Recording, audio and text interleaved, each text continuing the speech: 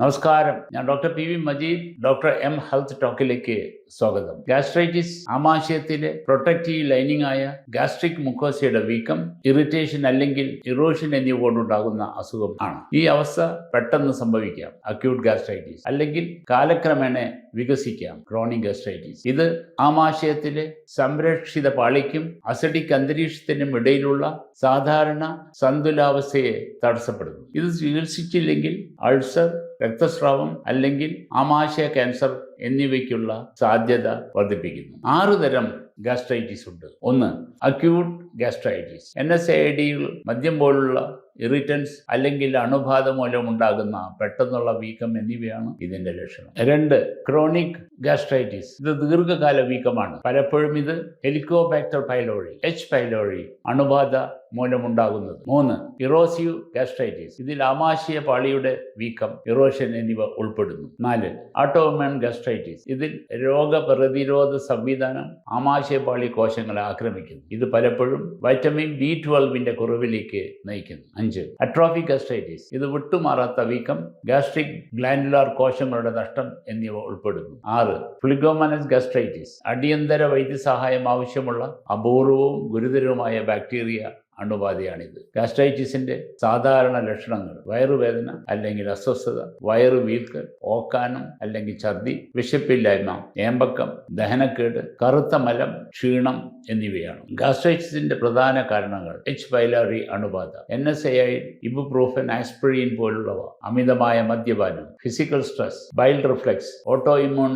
തകരാറുകൾ, പുകവലി, വാർദ്ധക്യം, റേഡിയേഷൻ തെറാപ്പി, പ്രത്യേകിച്ച് വയറിലേക്കുള്ളവ, ക്രോൺസ് രോഗം, മറ്റ് ഇൻഫ്ലമേറ്ററി അവസ്ഥകൾ എന്നിവയാണ്. രോഗനിർണയത്തിനായി ഉപയോഗിക്കുന്ന രീതികൾ നോക്കാം. Medical history and physical examination, endoscopy അല്ലെങ്കിൽ ഗാസ്ട്രോസ്കോപ്പി, H. പൈലോറി ടെസ്റ്റുകൾ, രക്തപരിശോധനകൾ, മലം പരിശോധന മുതലായവയാണ്. സാധാരണയായി ഉപയോഗിക്കുന്ന മരുന്നുകൾ എന്തൊക്കെയാണെന്ന് നോക്കാം. പ്രോട്ടോൺ പമ്പ് ഇൻഹിബിറ്ററുകൾ, omeprazole, esomeprazole, pantoprazole, H2 receptor blockers, ആന്റിബയോട്ടിക്കുകൾ, സൈറ്റോപ്രൊട്ടക്റ്റീവ് ഏജന്റുകൾ, വൈറ്റമിൻ B12 സപ്ലിമെന്റുകൾ, പ്രോകൈനറ്റിക്കുകൾ മുതലായവയാണ്. ഒഴിവാക്കേണ്ട ഭക്ഷണങ്ങൾ എന്തൊക്കെയാണെന്ന് നോക്കാം. എരിവുള്ള അച്ചാറുകൾ, ആഴത്തിൽ വറുത്ത ലഘുഭക്ഷണങ്ങൾ, പരിപ്പുവട, ഉള്ളിവട, പഴംപൊരി പോലുള്ളവ, കട്ടൻ ചായ, കട്ടൻ കാപ്പി, മദ്യം, കള്ളുൾപ്പെടെയുള്ളത്, പുളിയുള്ള അല്ലെങ്കിൽ അസിഡിറ്റി ഉള്ള പഴങ്ങൾ ഇതൊക്കെയാണെന്ന് നാരങ്ങ, ഓറഞ്ച്, പുളി, പൈനാപ്പിൾ പോലുള്ളവ, പച്ച ഉള്ളി, വെളുത്തുള്ളി, മുളക്,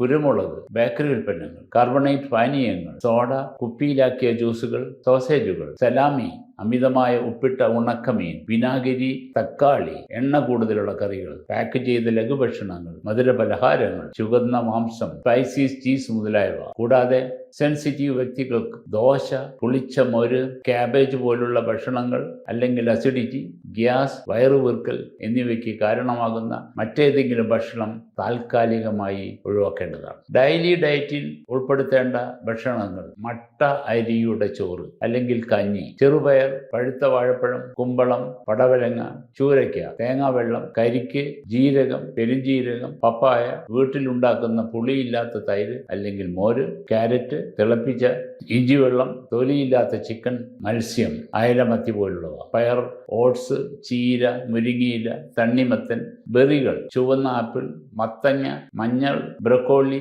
നെയ്യ്, ഗോതമ്പ്, ബ്രെഡ് മുതലായവ. ഇനി ഉപയോഗിക്കുന്ന സപ്ലിമെന്റുകൾ എന്തൊക്കെയാണെന്ന് നോക്കാം. Probiotic, L glutathione, vitamin B12, marshmallow root, mastic gum, magnesium മുതലായവ. ഇനി ഗാസ്ട്രിക് രോഗികളുള്ള ചില ടിപ്പുകൾ: 1. ഉചിതമായ ആന്റിബയോട്ടിക്കുകൾ വഴി H. പൈലോറി ഇല്ലാതാക്കുക. 2. ആമാശയത്തെ പ്രകോപിക്കുന്ന NSAIDകളും വേദന സംഭരണികളും ഒഴിവാക്കുക. 3.